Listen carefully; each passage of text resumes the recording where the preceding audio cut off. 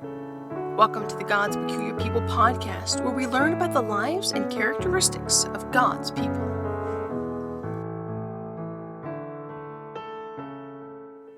Recently, I was looking for some more lesser-known missionaries to talk about, and I happened across a file on my computer for an old book about missionary stories. And this book has a variety of short biographies about quite a few missionaries. William Carey, Adoniram Judson, people that I plan to talk about in the future, but want to do much longer episodes on. I came across a name that I wasn't completely familiar with, Alexander M. Mackay. I believe his middle name was Murdoch, Alexander Murdoch. But I came across his name, and I hadn't really heard about him. So what I'm going to do is I'm going to take the section of that book that talks about him. The book is in the public domain, and so I'm going to take that section of the book and just read about Alexander M. Mackay so that we can both learn a little bit more about him. Greek and Roman, Arab, Turk, and Christian pioneer, at various times and actuated by different purposes, have wended their ways into the unknown land of the Dark Continent. And Africa, for ages, has been the scene of thrilling adventure, perilous labor, and sublime life sacrifice. Livingstone, Gordon, Stanley, Hannington, and others are numbered among the world's heroes, and conspicuous upon this roll of noble men must now be written the name of Alexander M. Mackay. Born October 13th, 1849, in the little village of Rhine, Aberdeen County, Scotland, in his father's home, the Free Church Manse, Mr. Mackay was at once blessed with a godly upbringing in the midst of intellectual surroundings. Mr. Mackay's father was a man of great literary ability, and for 14 years carefully carried on the daily instruction of his boy. At 3 years of age, Alexander Mackay read the New Testament with ease, and at 7 his textbooks were Milton's Paradise Lost, Russell's History of Modern Europe, Gibbon's Decline and Fall of the Roman Empire, and Robertson's History of the Discovery of America. He was his father's constant companion in his walks, and stories are now told of the villagers wondering at seeing the boy often stop to look for something in the road, while from the point of fact he was watching his father's stick trace the supposed course of the Zambezi River. Letters were frequently received at the manse from Hugh Miller, Sir Roderick Murchison, and other eminent scholars, all of which were read and talked about in the family circle, and in these ways the boy's mind rapidly developed. At 10 years of age he had great skill in map-making, and wonderful dexterity in typesetting, and very accurate were the proof sheets turned out from his little printing press. In 1864 he entered the grammar school at Aberdeen, and here he worked well. He seldom joined the excursions of the young people, but preferred to become initiated in art photography, or to watch the workmen in the great shipyards, and thus, from different sources, practical knowledge of many things were by him early acquired. In 1865 Mackay sustained a great loss in the death of his mother, whose parting injunction to search the Scriptures became a duty always continued. In the fall of 1867, Mackay entered the Free Church Training School of Teachers in Edinburgh, and there he won the admiration of pupils and teachers by his scholarly ability for 2 years, and then entered the Edinburgh University for a 3-year course in classics, applied mechanics, higher mathematics, and natural philosophy, followed by a year's study of surveying and fortification with Lieutenant Mackay, professor of engineering. For 2 years, 1870 to 1872, while secretary of the Engineering Society, and tutor each morning at George Watson College, Mackay daily took the tram car to Leith, and spent his afternoon in model making and in turning, fitting, and erecting machinery in the engineering work at Messrs. Miller and Hubert. His evenings were employed in attending lectures on chemistry and geology at the School of Arts and other places. Sundays he gave to regular attendance at religious services and to teaching in Dr. Guthrie's original Ragged School. In November 1873, Mackay went to Germany to study the language, and at once secured a good position as draftsman in the Berlin Union's engineering company. While thus employed, he spent his evenings in translating Libson's Differential and Integral Calculus, and in inventing an agricultural machine which obtained the first prize at the exhibition of steam engines held at Breslau. The directors of the company, recognizing Mackay's ability, soon made him chief of the locomotive department. In May 1874, Mackay became a boarding member in the home of Herr Hofprediger Bauer, one of the ministers at the cathedral, and one of the chaplains.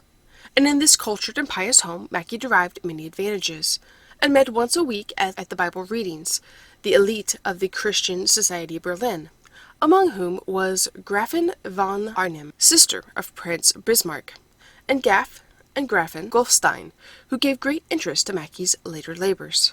At this time, Herr Bauer was actively engaged in German translation of the Life of Bishop Patterson, and this work, together with the professor's sympathy, proved a stimulus to the decision Mackay had already made to devote his life to missionary work. This decision having been arrived at after reading his sister's account of Dr. Burns Thompson's urgent appeal to young men to go to Madagascar. With Mackay to decide was to act. But as he could not at once enter the field as clergy or doctor, he determined to do so as an engineering missionary, a most practical and far-sighted determination. And blessed with his father's sanctions, he offered his services to the London Missionary Society, but was answered that Madagascar was not yet ripe for his assistance. At this time, Mackay received an offer of partnership in a large engineering firm in Moscow, which without hesitation he refused, believing an opening for him in mission work would soon be found. In 1875, the Daily Telegraph published Stanley's famous letter challenging Christendom to send missionaries to Uganda, and the Church Missionary Society gladly accepted Mackay's offer of service in their future mission to the Victoria Nyanza. Early in March, Mackay returned to England, and in the development of plans, the Church Missionary Society determined to combine the industrial with the religious element, and sanctioned the purchase of a light cedar boat for navigation, and also appropriated £300 for a portable engine and boiler to be fitted into a wooden boat to be built by the missionaries on the Nyanza. Many weary days Mackay gave to finding, in London, an engineer who could build an engine on the principle of welding rings, each light enough to be transported by 2 men. But finally an engine after his own design was built, and tools of all kinds were ready for the enterprise. And on the 27th of April, 1876, in a company of 8, Mackay left England in the Peshawar, and arrived at Zanzibar, May 29th. To facilitate the journey to the Great Lake, the mission party intended to sail up the Wama River, and on the 12th of June, Mackay and Lieutenant Smith started in the Daisy on a voyage of exploration.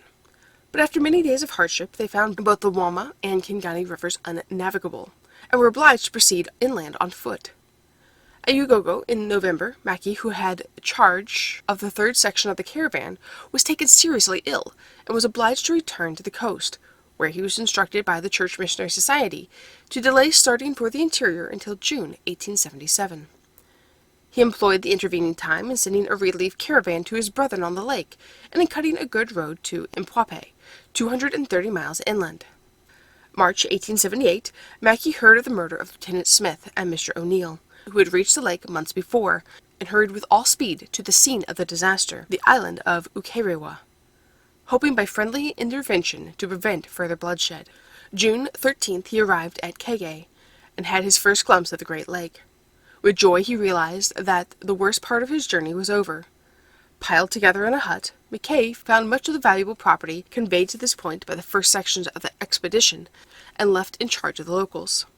Heaped together lay boiler shells and books, papers and piston rods, steam pipes and stationery, printers' types, saws and garden seed, tins of bacon and bags of clothes, portable forges, and boiler fittings, here a cylinder, there a sole plate.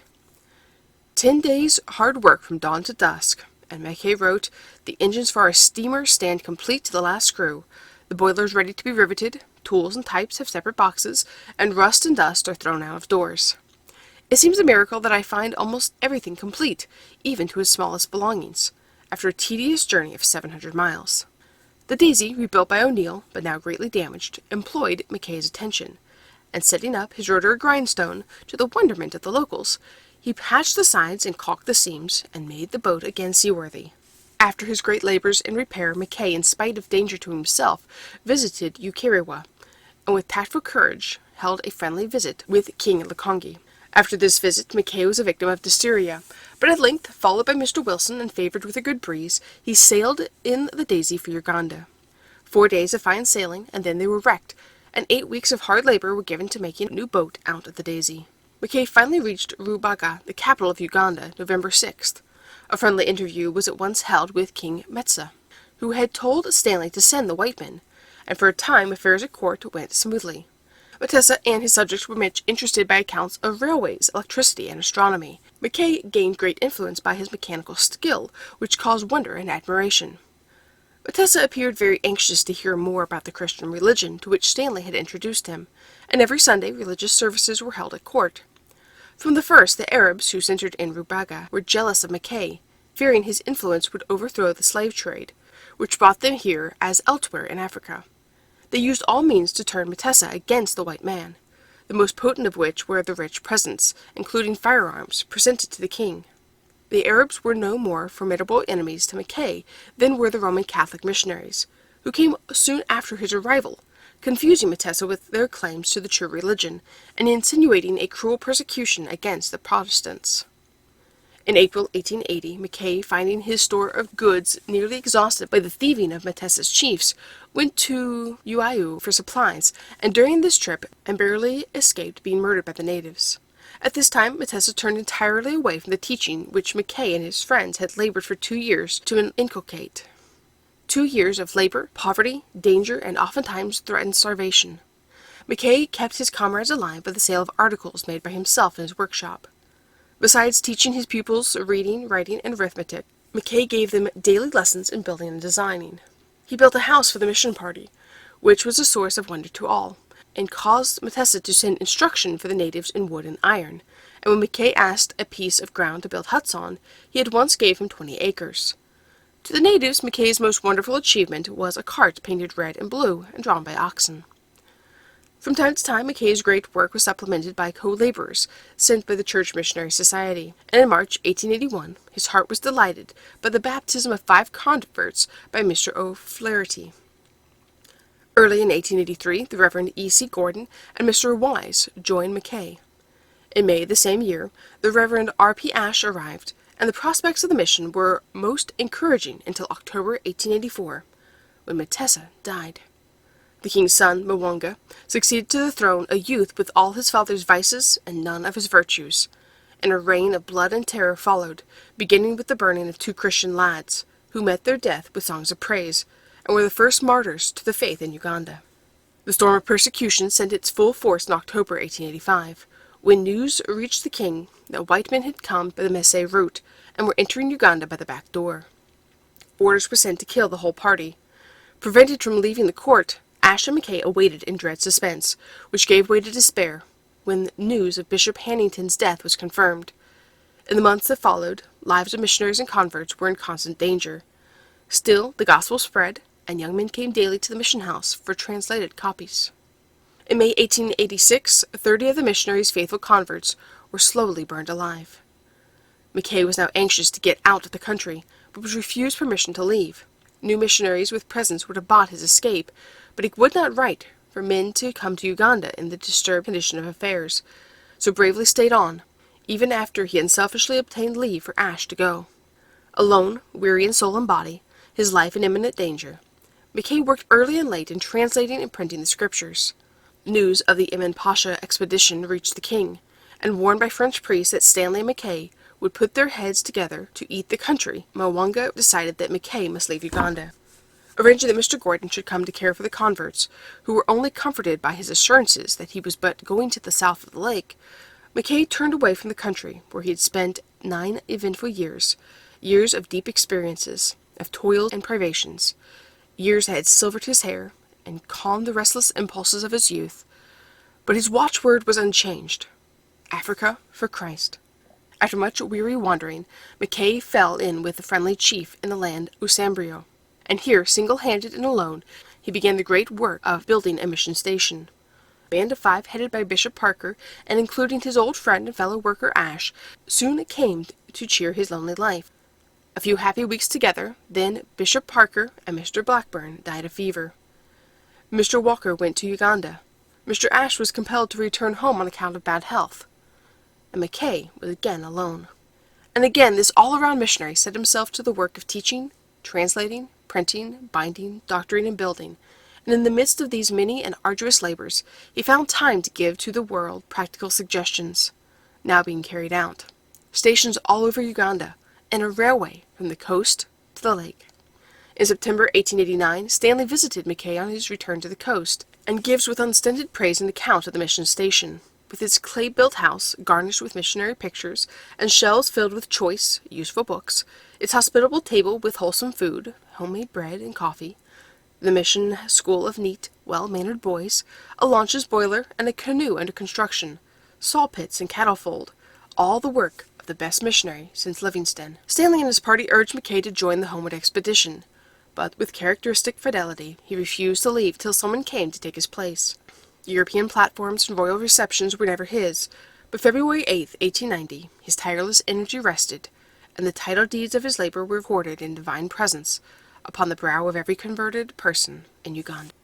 I just want to wrap it up and finish by saying I apologize. I know my Ugandan pronunciations were very bad. I did go and try to look up some of the names. I thought I had them right, but the others popped up as I was reading. I'm like, oh no, I missed that one. So I do apologize about the pronunciation there. Did the best I can. But I just want to wrap up with one final thought about Alexander Mackay. So we read about all of his years of education, how he learned engineering, mathematics. He did work in that field before he went to the mission field. But yet we see, reading towards the end, where the chief, the person in charge, is like, hey, I want my people to come and learn from you. I want them to learn how to build these huts. I'm going to give you 20 acres of land to build on so that you can, you have a really good way of constructing things. I want you to build on those structures on this piece of land. People watching him as he was building and working. And he was able to do printing. He was able to do some doctoring. He had all these skills. He knew how to do a lot of things. We read also of him teaching, which is one of the main things that a missionary is supposed to do, is to go and teach. But I think we've gotten so heavily emphasized on the teaching part, which it's so important. When I was in West Africa about 10 years ago now, you had to know how to address people who had already learned from the Catholic Church, who had already, or maybe even were former Muslims, and how to deal with doctrinal questions from the Pentecostal Church, which were also in that area. So you have to be well grounded in the Word so that you can explain why this is right, why this is wrong. That's so important. But look at the open doors that Alexander Mackay had because of his mathematical ability, his engineering abilities. That, I think, is something that we've forgotten. That those skills, those talents we have, that mind that he had that was able to understand those things and be able to teach those skills and that trade is so important. Sometimes these practical skills, knowing how to work on vehicles, knowing how to repair plumbing, knowing how to teach and coach a sport, those are important as well because they open up doors that normally wouldn't be open. It just opens another avenue for you to be able to reach people. If someone's broken down on the side of the road, you can maybe help them. If someone's plumbing breaks, you're like, hey, I can help you get a temporary fix on your situation. Sports camps and like clinics are, I know, a popular way of reaching out to young people, teaching them about a sport, about the rules, and through that you can do so much teaching about the Bible, how we are one body. A team is one body. You have to work together in order to make a point, in order to score a goal, and that's so important. So what I want to say, I guess, is that if you're thinking about going to the mission field, or if you are talking to someone, know someone who, a young person especially, who's wanting to go, encourage them to look at the skill sets that they have and expand on that, but encourage them to use the skills that God has given them. Alexander Mackay did that. He didn't say, oh, I'm an engineer, I can't go to the mission field because I'm not a preacher. No, he could still go. He could still go. He could still work. He could still teach people, even though engineering and mechanical things were more his skill set rather than being a preacher. He could still go and be of use. So don't discourage someone.